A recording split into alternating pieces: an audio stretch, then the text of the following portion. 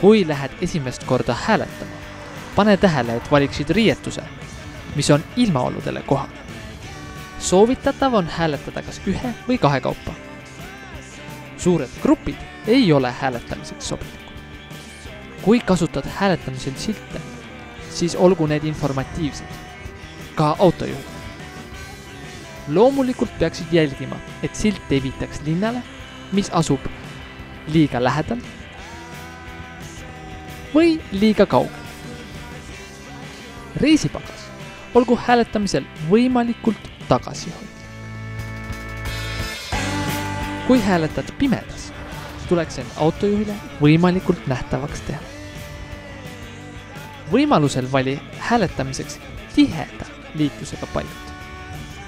Kindlasti veendu, et oled teepervel autojuhile märgatav.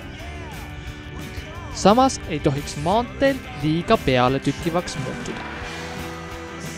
Kui nüüd eelloetletud soovitusi hoolsalt jälgida, võid olla kindel, et loengusse jõuad sa alati.